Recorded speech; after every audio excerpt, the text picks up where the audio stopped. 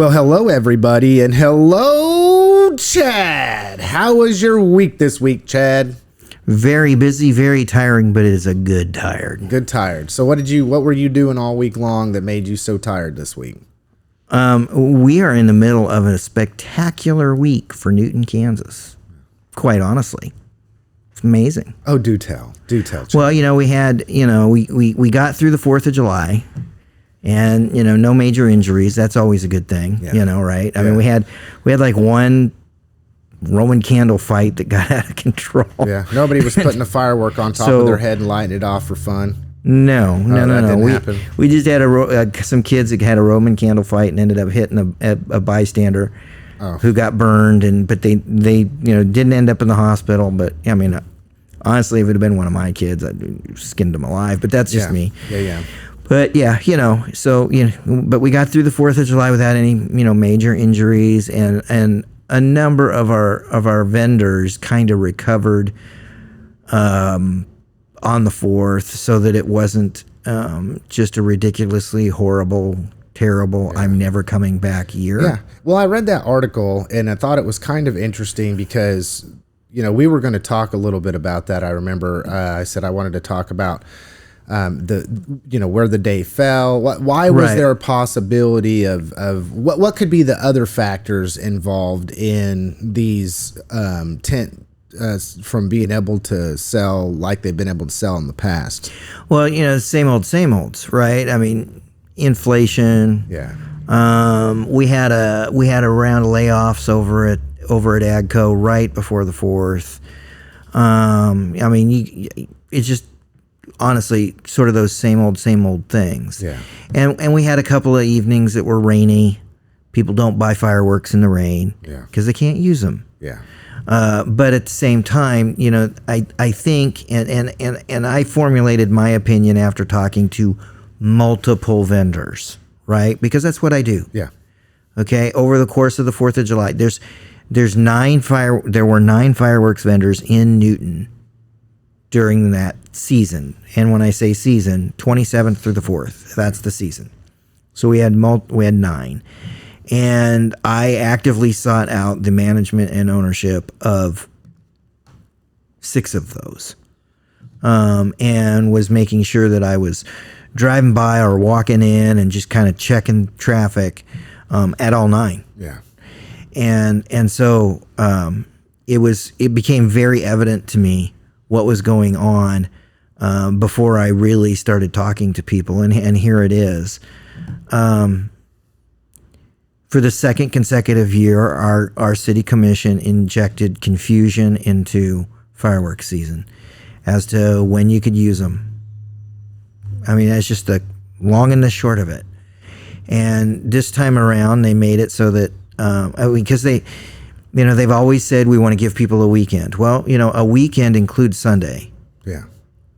Always has. Now, granted, I'm one of the folks that's got to get their butts out of bed early on Monday morning and go to work. So, I'm not heartbroken that I was able to sleep on Sunday night. Yeah.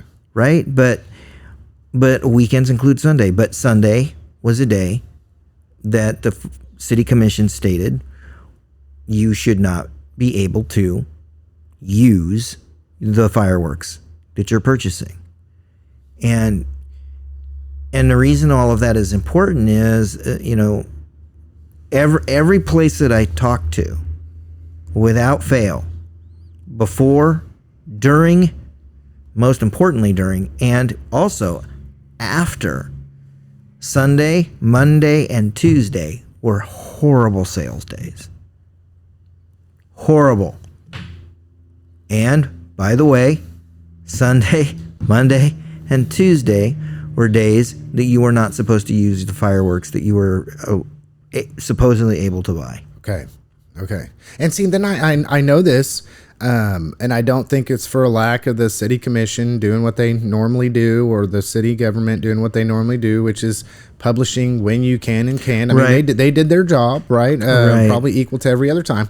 But when you're talking confusion, I agree. It seemed to be there was a lot of people that did have a question And whether that's because they didn't do their due diligence to go and find out the information, which, Well, it is, I'm going to say that's a normacy now. I would Right. like to believe that it's not, but but especially when you're dealing with social media, when you go and you see some of the questions that people are asking on social media, or where they come up with some of this information, it blows my mind. Yeah, I mean, it's 'cause like so a much of it's complete, wrong. like, did you even try to go Yeah. find? I mean, did you make a simple phone call? Did you look Well, a and- little more in depth other than just consume and consume and consume? And this goes not back to to be this. not to be a big jerk, but the city puts all that information out. Yeah. I put that information out when they made the decision. I put that information. Well, That it was in the paper January. well, and it was also like repetitively in the paper. I made a conscious decision that every print edition during fireworks season we were going to have the hours. Yeah. Yeah. And I decided, briefs box, top of the front page is a great place. Yeah. Well, it So goes. it was there. How is it? We were putting it out there, and we're not alone. Yeah. There's multiple media outlets that are able to put this stuff out and do. Yeah.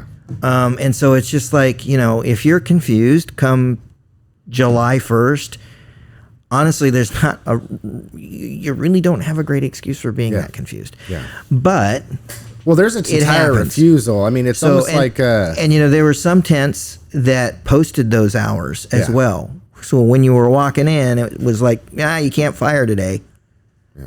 By the way, you can still buy. Well, am I right that on the 4th of July, it did fall on a weekday, right? But Thursday. on the 4th of July, you had to stop fireworks at 10 o'clock at night. You were supposed to stop fireworks at 10 o'clock at Yeah. night. No one did. Yeah. Okay. I would say my neighborhood was fairly comparable mean, to that. Yeah. It slowed down about 10. I didn't and- hear a whole lot after and that. straight up, there were a lot of people really, really upset because, and I hear you, and in some ways I agree with you, but you want to wait until dark for some of the stuff that we were doing, It and gets I dark get at it. like 10 o'clock. Well, it does. It's like 9:45 before Well- the sun is completely. completely, down. but yes, I mean sundown is closer to 9 o'clock, but Yeah. you still got some residual light and yada yada yada for a while, and I get all of that. Okay, I get it, but here's what I want to point to. It's been a number of years since they've done it. I think they only did it about 2 years. Quite honestly, publishing that 10 o'clock time was really designed to make sure everybody got done by midnight. Yeah. I mean, to be honest, Yeah. that's what it was really about. Okay? Because people, and I'm one of them, have to get up and go to work the next day. July 5 is not a holiday. Okay? Independence Day is the 4th of July. That's the deal. And so July 5 ain't the day. Yeah. Okay? And some of us are working. Most of us are working. Yeah. So it's really not cool to have to get up to get going for whatever it is, including work, at 5:30 when your neighbor has been out there until 2 o'clock in the morning keeping you awake. Yeah. That's a pain in the keister. I have lived it over and over and over again.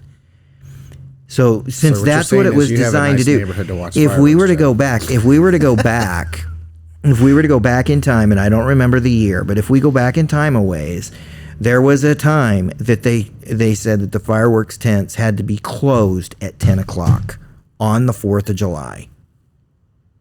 And that, again, was all designed to make sure people were done by midnight. Yeah. Because, and this is the words of a firework vendor here in town. People do not have unlimited money to burn. And so if we close, most people are going to be able to go for maybe another hour and a half to 2 hours, and that's it. Yeah. And I always thought that was a wonderful solution to all of the issues that we were having. Heck, you can shut them down at 10 o'clock every night. Okay, so I want to go back to this, Chad. Not to derail you, but to go back to the, I mentioned that there was a lot of confusion about Yes. it. It wasn't for a lack of it being posted for people to be able to read and know, whether that be on social media, whether that be on the Newton, Kansas City government, whether that not be on who knows? I mean, it was out there for everyone to see. So where's the disconnect? I mean, it's almost like here, we prepared you, this, public, with this steak dinner, okay? And we're going to have steak dinner. We're going to have baked potato with that. And then we're going to have corn on the cob with that. That's what we're going to do. And instead of like knowing they're going to get that meal and that's what they're going to be able to eat, right? And it's going to be at such and such time and I'm going to eat it at such and such time. It's like, well, you didn't feed me. Well, you didn't feed me too, Chad. I mean, you need to pick it up and put it in my mouth and chew it for me and swallow it for me. There is an issue with community engagement. Yeah. Okay. No, it seems like there's a lot of community engagement, Chad. It's called being able to retain the information. I don't know. Once again, I'll take it back to something I said in the past. It was out there. I've said it on numerous occasions on the program. I'll say it again. In a world in which we're commonly and frequently saying that, man, people just lack common sense. Well, and I know. It's not common sense. It's critical thinking skills, Chad. When it comes to fireworks, the discussion is not going to be in January next time. I fully expect that the City Commission is going to take up the 2025s and beyonds within the next 60 days. Will this change anything? That's because the question I have is, will it change anything? Yes, you think? It will, and that's because there is a couple of commissioners who are really frustrated over this whole thing, and this is the fallout of, quite honestly, this is the fallout of all of those fireworks vendors saying, "Man, Sunday, I should have done between $3,000 and $4,000 worth of business, but I only did $300 worth of business on Sunday." And the reason is people were walking in my tent and they were saying, "What, we can't shoot it today?" And then they were walking back out. Well, I know the reason. And it is the result of that. Yes, it is the result of that, and it being heard from more than one. And then also all of the frustration that we witnessed online during the week of the 4th. There was a lot of people just really frustrated. I mean, you can pick your reason. Yeah. What? I can't shoot them off on a Sunday afternoon? What? I can't do it on Monday night? What? I can't do it on Tuesday? What? I got to be done by 10 o'clock on the 4th? What are you thinking? All of those things. I mean, they just roll right off the tongue, don't they? Oh, they do. I mean, it's like... And you know what? Them fingers are fast on social media. And I keep pointing at Sunday. Sunday's a great day because it's like, wait a minute, it's a weekend day. And I was able to do it yesterday. Yeah. But not today. What the heck is going on? So, and this is not the first year that kind of a schedule has been created where there's like this break in the middle and everybody's looking at each other going, what in the world's going on? Well, it wouldn't be the first time that we had to have a problem with something that was going on Sundays. Come on, Chad. Come on now. Come on. No, I ain't going there. So it's all of those things. Okay. And it's the fact that we when it comes to the people who actually make some money from this, we've reached this critical mass of, hey, we got to make some changes. And so what I fully expect to see is a new ordinance come out that sets up everything kind of in perpetuity. Yeah. And I don't know what all the options are going to be that come out. Well, we'll make it simple for people. But I can tell you that I know at least one of the options that's going to be brought up and pushed for is, yeah, the state allows you to start selling on the 27th. We'll let you do that too. We're still going to ask you to quit on the 4th of July. And by the way, while we'd love to make sure that everybody has a weekend to shoot their fireworks, that just may not be the case every year. Yeah. Because we're going to let you shoot for 4 days, and it's going to be the 1st, 2nd, 3rd, and 4th. Yeah. I mean, because what people are begging for is some consistency, maybe. Is consistency. Yeah. And I think that's what's going to get pushed. Then next it'll be that we only need to light fireworks on the 4th of July, Chad. Works for North Newton, doesn't it? Yeah. Yeah. I mean, not to be. I mean, I don't want to poke a bunch of bears, but that works for North Newton. Well, that'll be next, you know. Now, granted, North Newton doesn't have any sales. Yeah. Okay. Yeah. And when you start talking sales, the number of places to purchase has gone down dramatically, and that's not just Newton. Well, it's everywhere. It's everywhere. Yeah. Used to be there were tents all over this county. Yeah. And that's not the case anymore. There's just not as many patriots, Chad. So, poppycock. Nothing's more patriotic than spending all your money on Chinese product and burning it on the 4th of July. Well, I mean, just the only time you can light fireworks now is on the day of, Chad. Just the day of. That's what we need to do. That's what North Newton decided. I better be careful what I say. I might wind up 5 years from now being on the... both of us. And anything I say will be misconstrued. So, but Lance said we were only supposed to light fireworks on 4th. That's not really what I said. Yes, it is, because that's what I heard. That's what you said. That's what I said. No, I said watch out now, because that's what we'll be doing. I was saying in reference to what other people have already expressed. Sure. And one commissioner in particular at the Newton City Commission continues to hold that line. And will continue to hold that line. As long as it's not as long as the 4th doesn't fall on a Sunday. Because if it does, we don't need to do anything on that day. I had a great conversation just this week with one of the folks that's trying to organize that push to make sure that this comes up within the next 60 days and that we get some common sense injected into this thing. Yeah. Or maybe what it should be, see, this is the problem, right? Everybody's going to have their own opinion, and it doesn't matter what the commission does, they're going to have a problem with it. Correct. It doesn't matter. It does not matter. So one of the things that I said to that person, because they brought up, I don't know if we're going to be able to get 5 votes. I'm like, you don't need 5. You need 3. Well, and if you don't vote for it, you could always go out there and be like, hey, I want everybody to know that I did not vote for this whatsoever. I was one of the 2 commissioners that are absolutely against this, and I'm just not for this at all. And I can go and get my crowd that supports me all riled up, and then we can all take it to social media, Chad. Do what you got to do.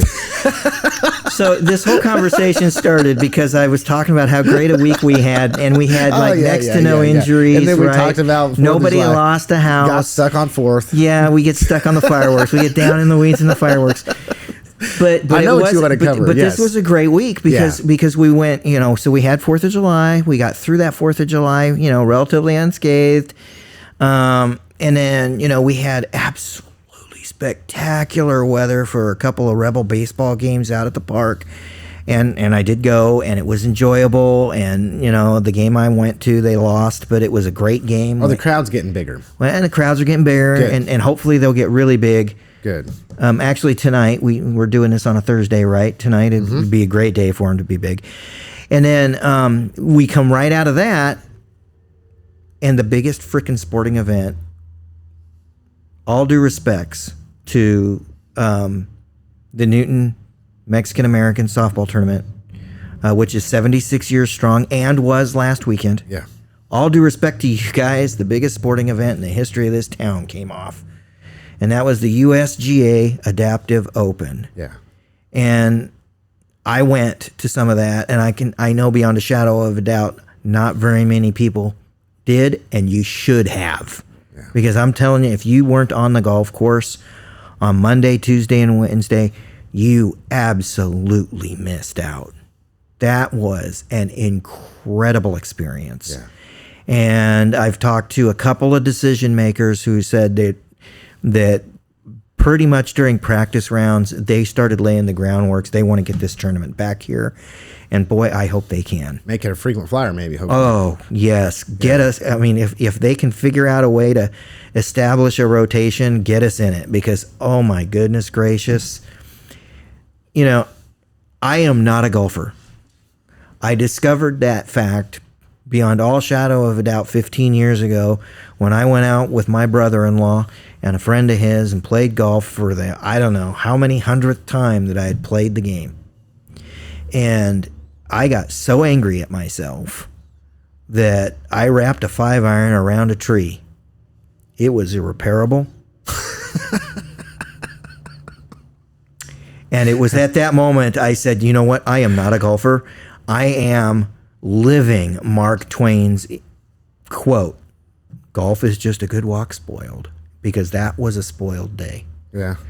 Well, if you would have just kept at it, Chad, you probably would have got better, and you probably would have really enjoyed it. No, I had done enough. I had taken lessons, and I had done everything. I mean, I had done enough, and it just became so obvious. I am not a golfer. Now, my son wants to be, so I might have to start meddling a little bit, or putting my toe in the pool again. Yeah. But I'm not a golfer, and I cannot watch it on TV. I have, as a journalist, I've covered tournaments. You name them, I've covered them. I've covered LPGAs, right? I mean, these are big boy tournaments or big woman tournaments. Yeah. And I've been there and I've covered them and I've done all that. Never, ever have I had so much fun on a golf course as I did during the Adaptive Open. The level of skill,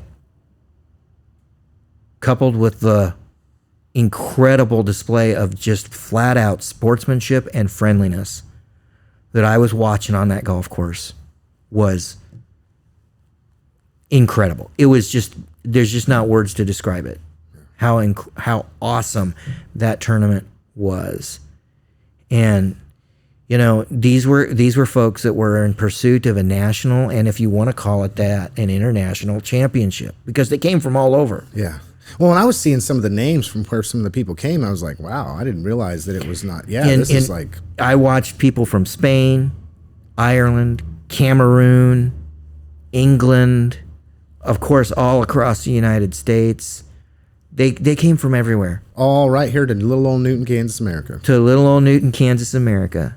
And you can't tell me there's a single person. There was one person in that field, one, that might have come to Newton to play a round of golf in his life without this tournament. Yeah.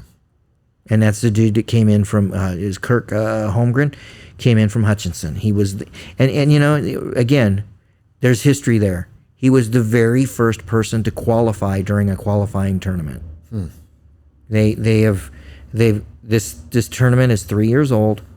This was the first year that they did regional qualifying tournaments. And Kirk over in Hutch won the very first one. And he did it in fine fashion, and he shot a great round. And I watched a dude shoot a 70, what was it, a 75? I'm pretty sure, yeah. That's 7 under. Holy moly. That's great golf. Yeah. Yeah. And the whole round he was walking around with a big old smile on his face. Right? I mean, when I covered the LPGA Open, I didn't see many smiles. Yeah. Right? I saw a lot of really hard concentration and a lot of frustration because things, they're wanting that money. Yeah. And I get it.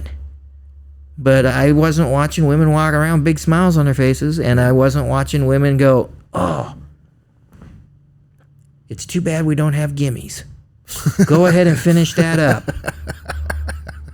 Right? Right. Because they're in competition. They're not going to do that. But these guys, they were like, oh, go ahead, finish that up. Too bad we can't just write a gimme on your score. They were incredible people. Yeah. These were amazing human beings. They're overcomers, Chad. They are. Not to say that not everybody's an overcomer, right? Or that anybody that doesn't have any opposition in life didn't overcome, but these are people that are clearly overcomers. Oh, yeah. And they are still chucking away, and they probably have, and I'm going to assume it because I know my own situation in life and my near-death experience, and it was that life's pretty good. And see, what my biggest, this was my biggest fear. Kind of fun. My biggest fear was that I would go to the tournament and watch the tournament, and I would have discussions with people, and it would be like, oh, look what he did.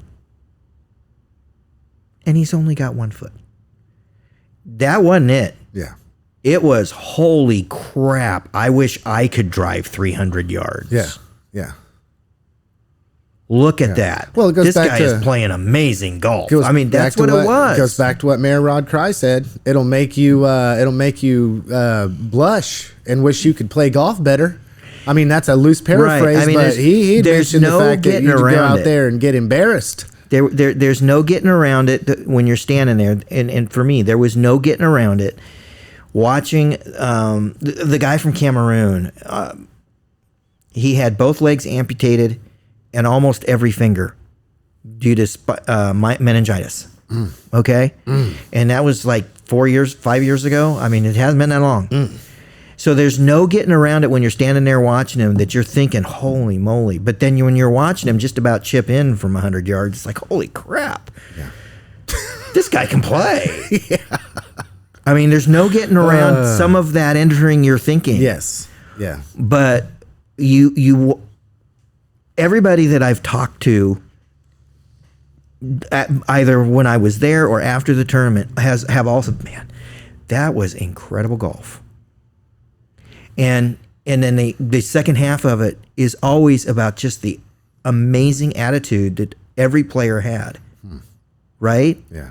You know, Nobody threw their club down and bent their club like Chad was talking about doing. No, nobody did that. And, nobody bent their nine iron around a tree. And these were people who you weren't afraid to talk to. Yeah. Granted, you didn't do it while they were playing. Absolutely not.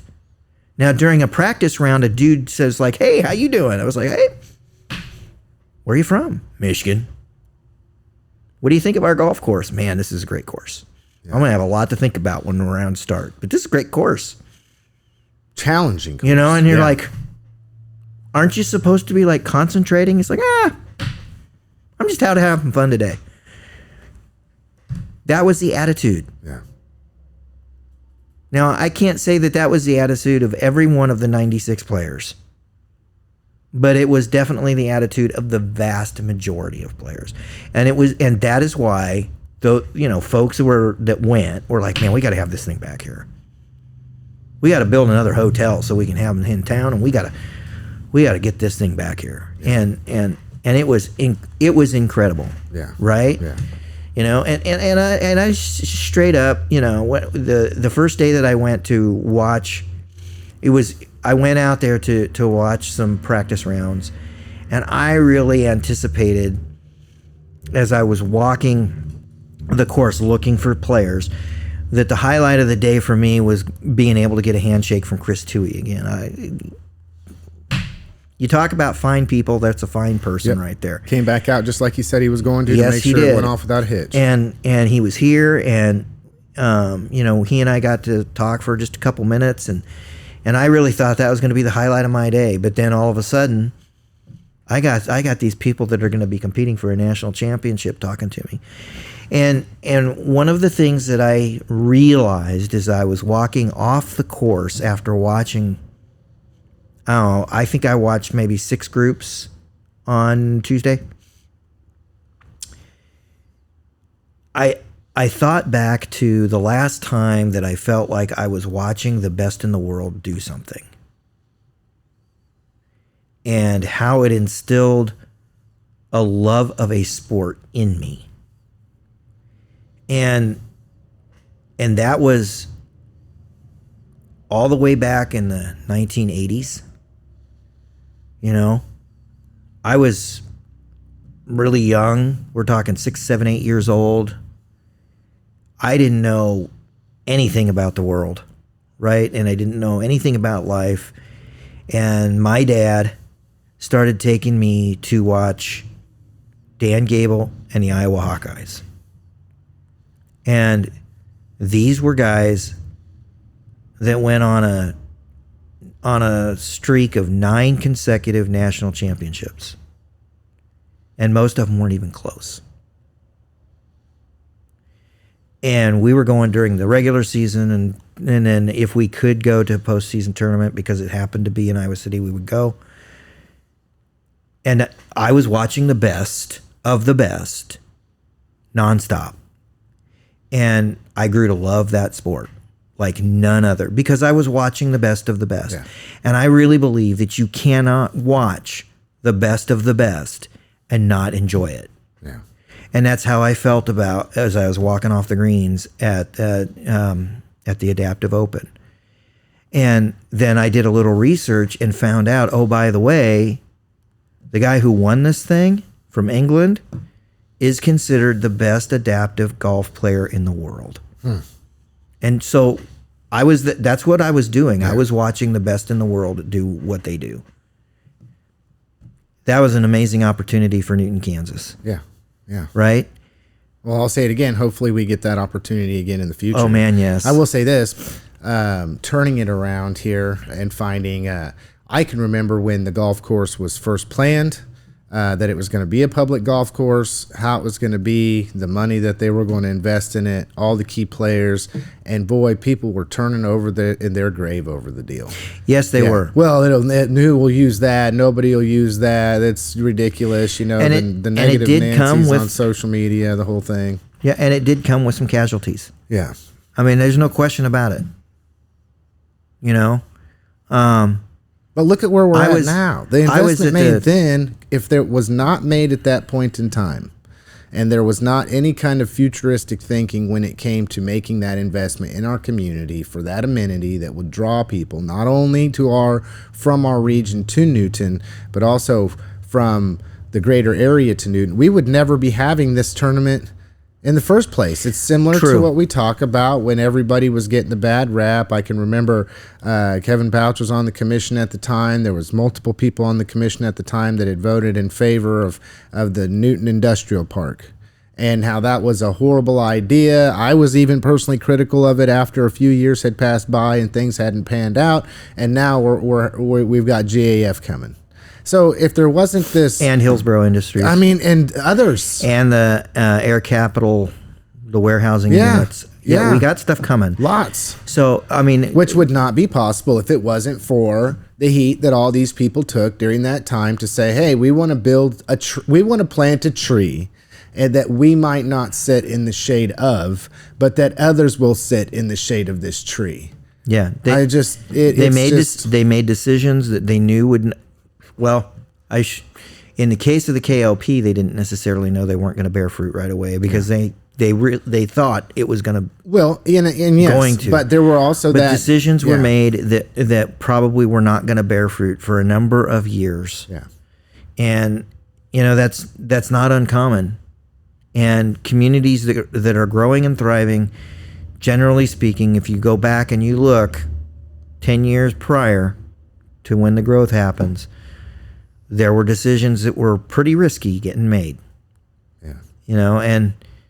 And so now here we are getting ready to bloom. This is, the USGA Adaptive Open was a phenomenal experience that would not have been possible without those risky decisions several years ago. Yeah.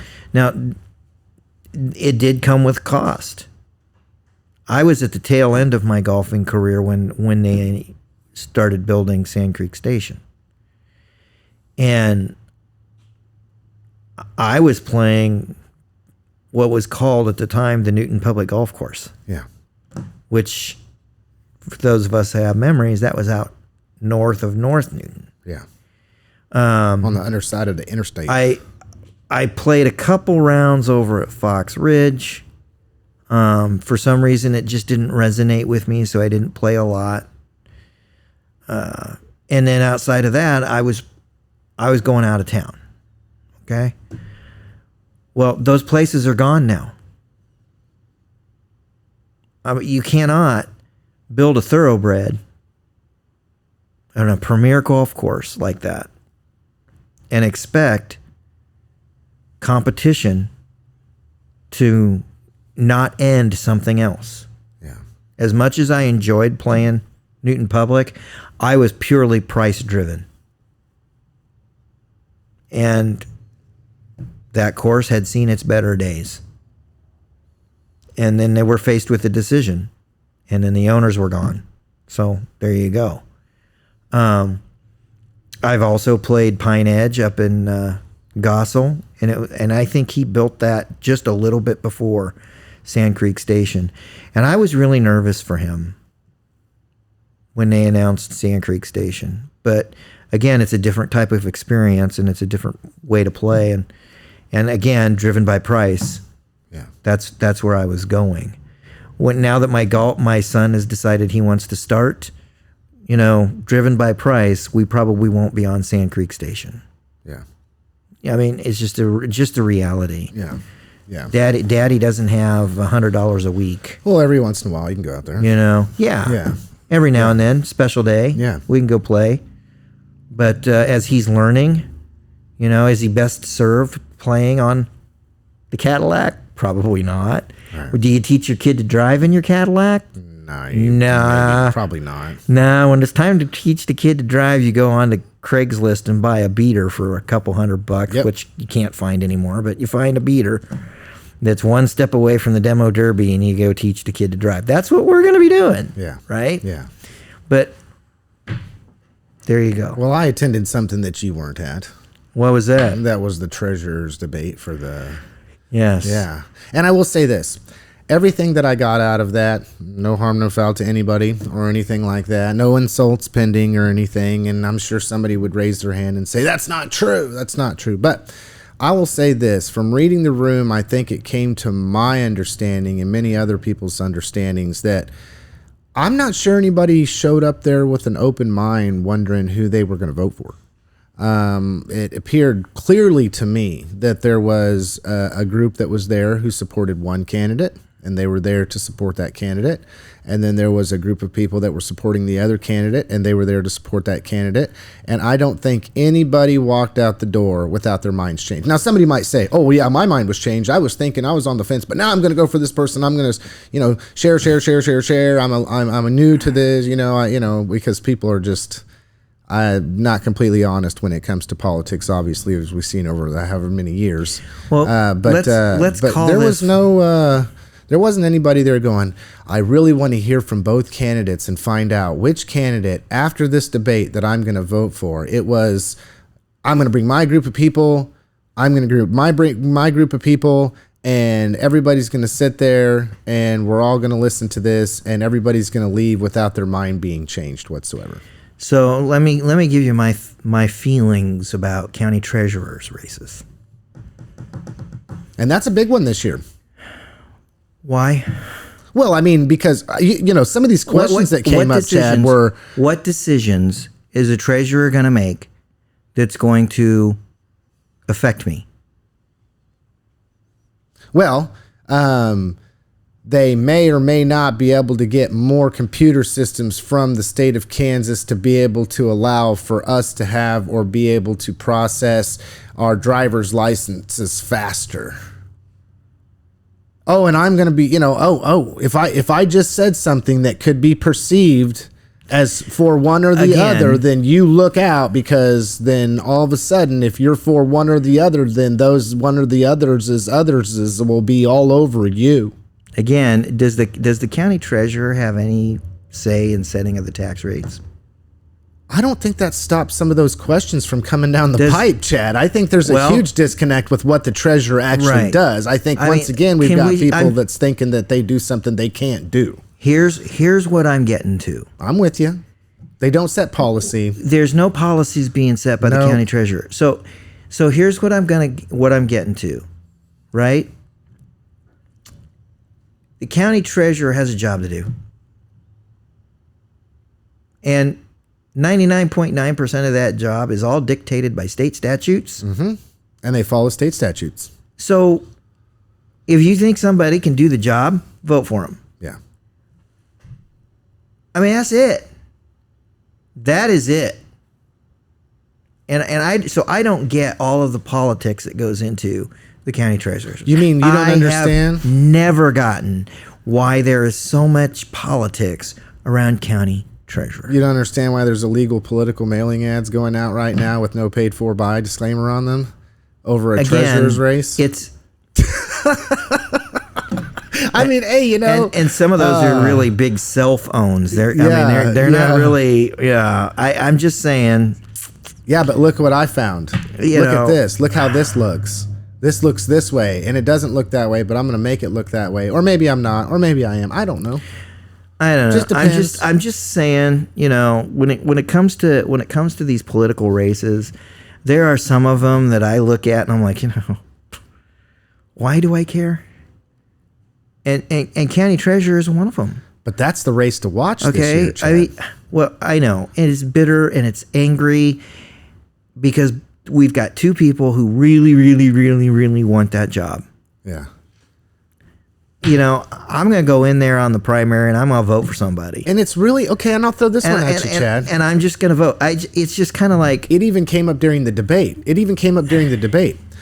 One candidate is reading off the evaluations that the other candidate gave that were promising and kind and thinking about the individual and thanking them for their job and giving them great reviews. And the other one sending the other one birthday cards and boss's day cards, talking about how much they love them. And it's like, okay, so explain to me what happened here. It's almost like I don't know. I mean, I don't understand.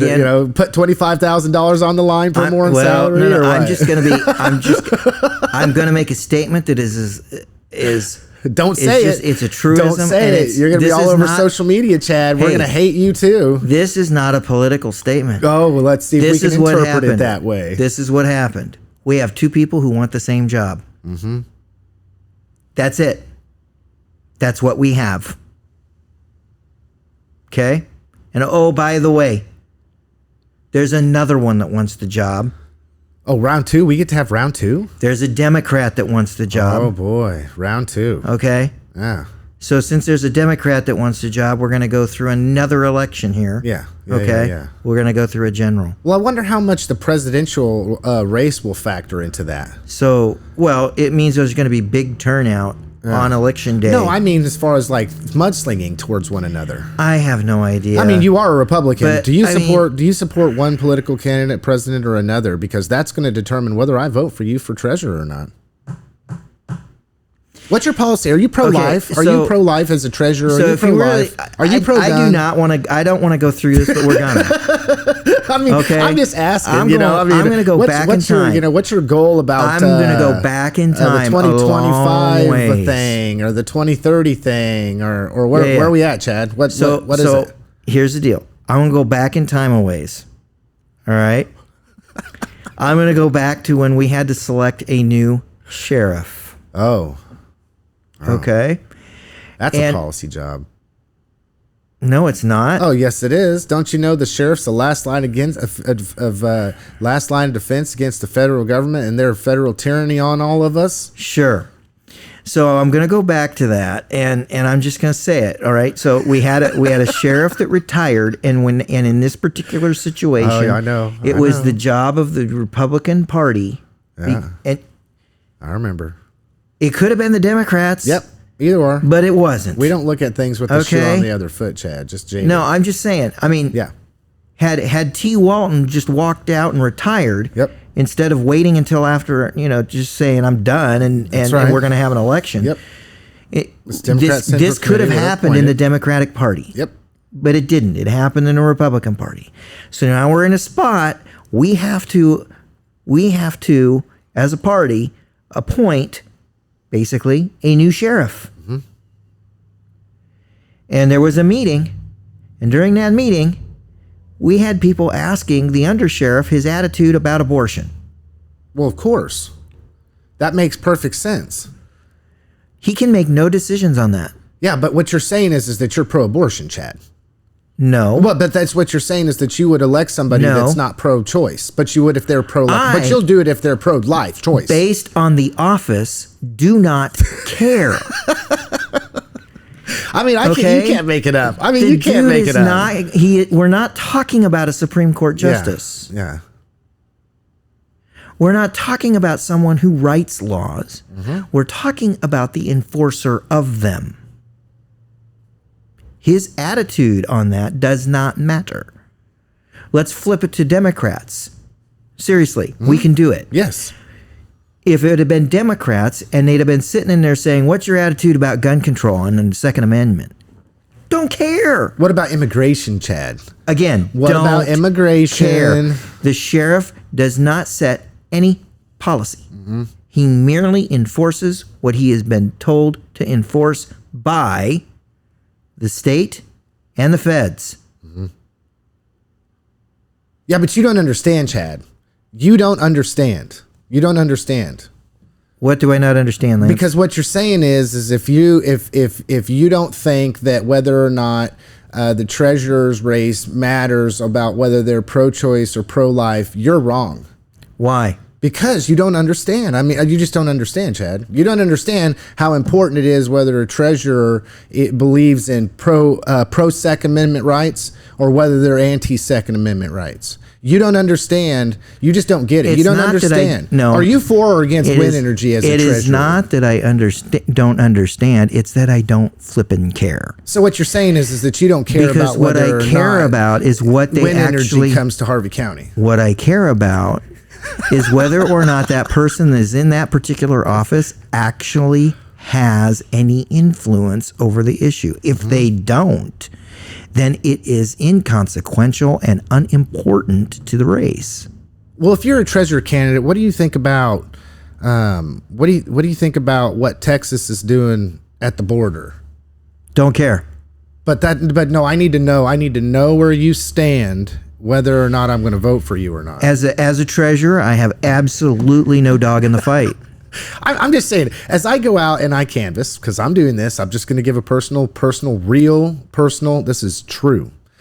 95 to 99, percent of the time when I'm at people's doors, they're asking me questions about what's going on at the federal level, what's going on with the school board, and then what's up with the treasurer's race. That's it.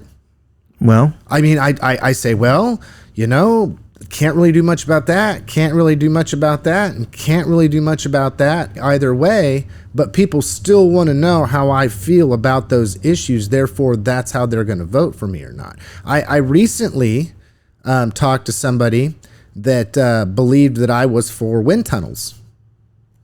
I'm for wind tunnels. Yeah, I'm going to get into the weeds here, but it's like well, wait a second. Here, come to my own statements in reference to this, and I'll show you what I've said. And I show them. Here again, this is not something it's just unbelievable. Even for a county commissioner, the whole wind energy thing for a county commissioner is inconsequential. Do you know why? Because the real decision maker here is the planning and zoning board. Yeah, but I heard. I don't care what you heard. I heard that you were pro-choice, so I'm not going to vote for you to be treasurer. Fine. There are those of us who are enlightened enough to know and educated enough to know. I mean, so many of these issues have there is no influence and there's no decisions to be made at the whatever level that this election is going on. Yeah. Okay? You want to fight the abortion battle, go to the state, and then go to the Fed. Okay? So especially when we're talking that county treasurer's race, what decisions do they get to make? They don't. But they don't even have... That would go back to Chad, to people understanding what the purpose of the job is. Okay, so when they sent delinquent tax notices to the county commission, or county administration, when they sent those, they didn't have a choice in whether they sent them. State statute says you send it based on this. So they do it. That's the way it works. Okay? We don't have a contested county clerk's race. But that is the absolute, that's the office that I think exemplifies this the most. But you take, and I'll go back to this. It wasn't for a lack of trying, Chad. Yeah. It was not for a lack of trying. I'm going to tell you, I personally had individuals try to talk to me about that, and I was like... What, the county clerk's race? Yeah, so what? I could go screw that up? I mean, okay. What do you... I mean, I was like, I don't understand. It's like... Here's the deal, Lance. This craziness, and it is craziness, behind all of this is just absolutely unheard of. It really is unheard of. So here's how this is the point I'm trying to make, right? So the county clerk and the county clerk's office runs our local elections. Mm-hmm. but they make absolutely no decisions in that. They follow state statute. Exactly. So, seriously, it should be on the Zoom when they do the vote canvas, and please, people, watch it.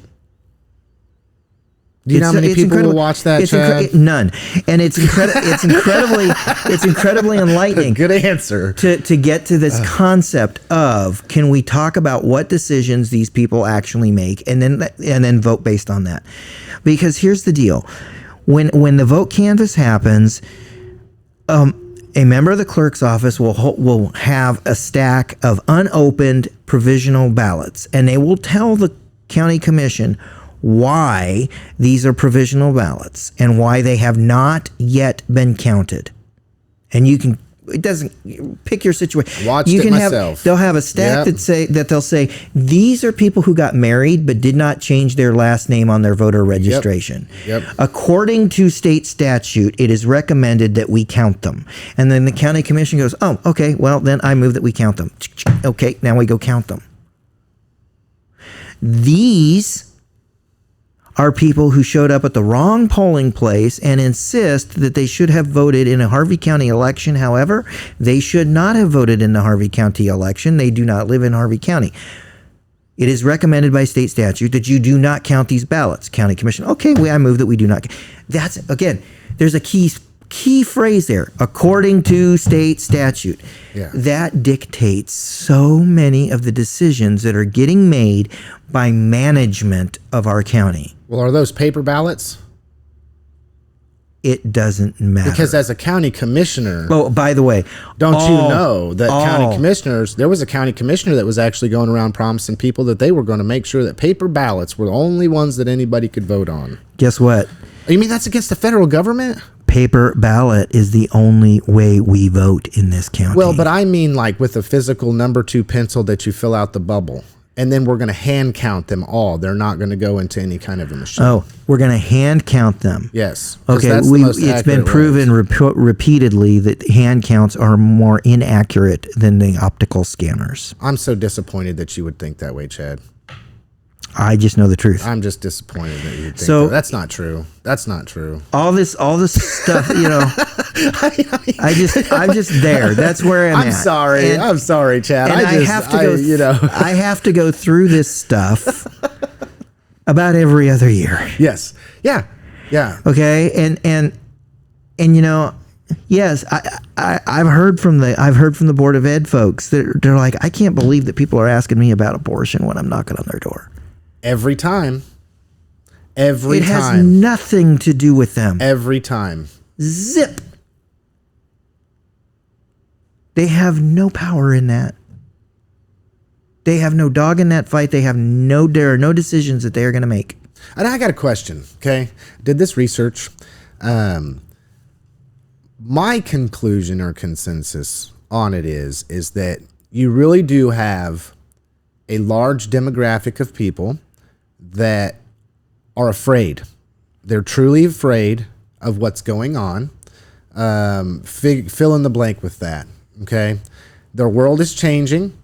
They don't have control over it. The economy is passing them by. Economy, yeah, okay. Yeah, especially if you're on a fixed income, you're retired. That is very real. So all of this stuff is happening, and they're truly petrified that they can do nothing about it. They have no control over it. No matter how badly they want to have control over it, they don't. They really don't. And so then, because all of those decisions that they truly have very little control over, even when you cast a ballot for who's the next president or not, has very little effect on local issues. And so then when the person, the elected official, the person running for office comes to your door, they're the only person that you can reach out and talk to about these things. And these are very, very important issues to people. So where you stand on those issues are obviously what's going to determine whether or not they vote for you. But I will caution people. I've said it over and over and over again, every election cycle that I have been involved with. Have some critical thinking skills, people. There really are people that will show up to your door and tell you whatever they think you want to hear so they can get your vote. That's it. And then run their entire campaign based upon smearing, lying, outright lying about the other people. So I'm going to say this because I know he will never do it. Okay? Okay. I'm going to preface it with this. With that. I'm going to make a statement. Okay? Because I know he will never do this. But if Stephen Owens shows up at your front door and says he will lower the water rates in Newton,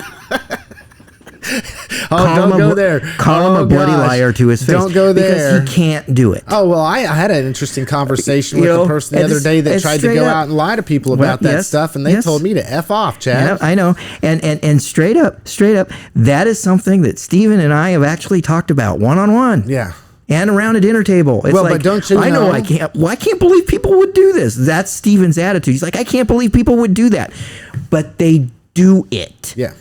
Okay. And then get mad about it when people call them out on it because there's this little way that they think they can accomplish that or get out of their lying. The flip is, my encouragement to people is, before that candidate knocks on your door, have an idea what they can and can't do at whatever level of government there is.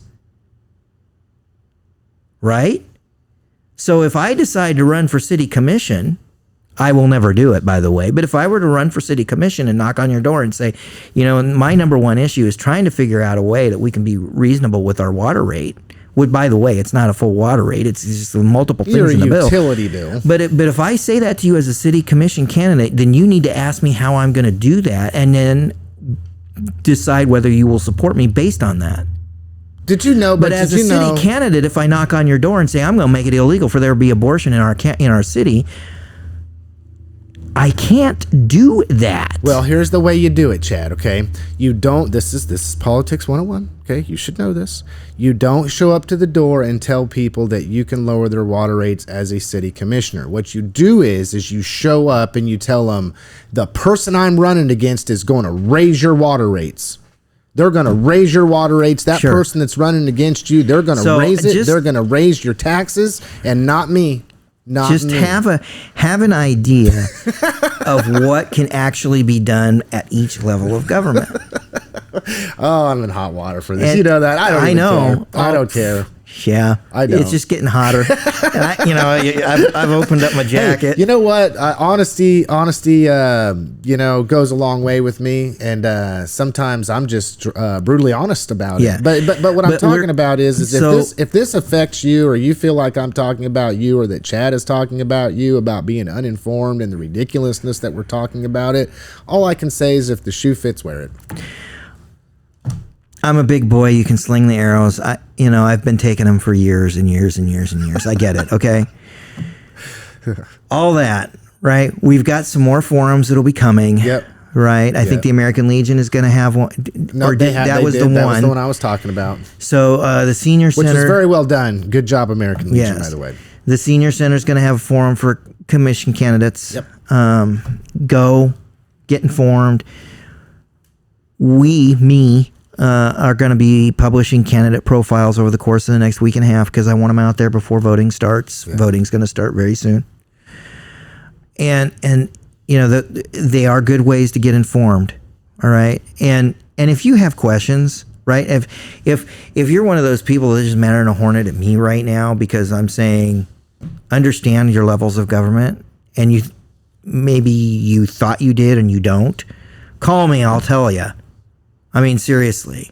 Yeah. I've been working through all of these levels of governments like none other. I mean, I'm on the speed dial of Board of Education members, City Commission members, County Commission members, state representatives, state legislators for now. Well, I will be again because Stephen Owens should be our next state senator. He does have a challenger. That sounds like you just had an endorsement, Chad. No. Did you just endorse somebody? No, how should I interpret should? I am making a prediction. I am not making an endorsement. Hey, even though you said that, it doesn't matter. I'll still just take and hear what I want to hear and produce that. I've talked to I don't know how many governors over the course of my career, and not just in Kansas, multiple states.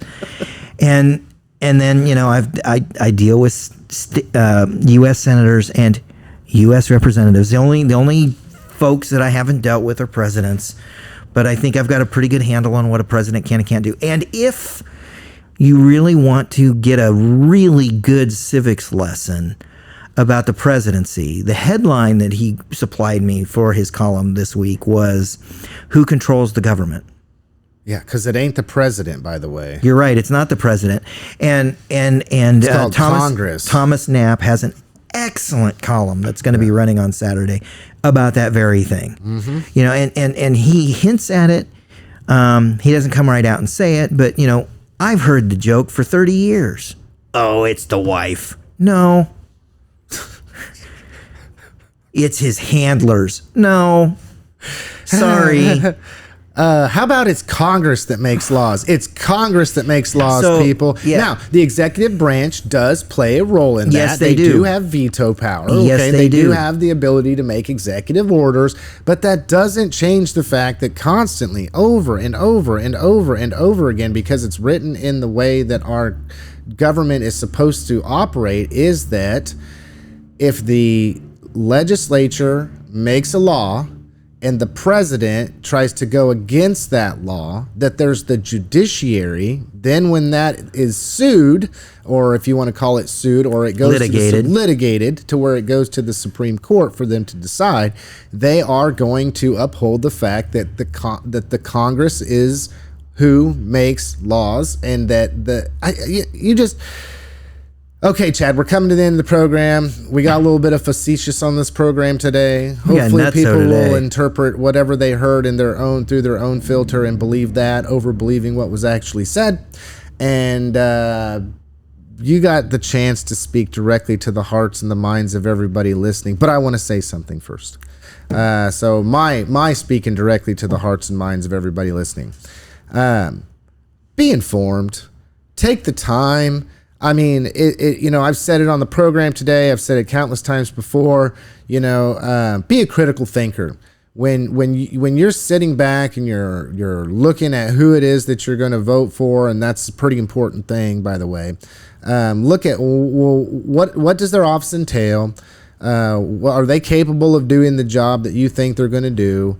And then find out whether or not they're actually telling you just what you want to hear, or whether they're capable of doing what they say they are going to do. And Chad, you got the floor. I'm hoping for a lighter weekend, and Sand Creek Summer Days is going to be that lighter weekend. I got some stuff to attend to with the fam, and then we'll just enjoy some of that. And Friday night is the big kickball game between law enforcement and fire, and my kids are asking to go, so I'm hoping we can go. So just go have some fun. You know, everybody, there comes times, in election season is one of them, where we get to a point where we just need to take a deep breath and walk away and unplug for a minute. So there's an opportunity there this weekend. Bet there is. So visit the Sand Creek Summer Days Festival, everybody. Yeah. All right. Well, thanks for listening to the program. Thank you, Chad. As always, Chad Fry, the Kansan guy.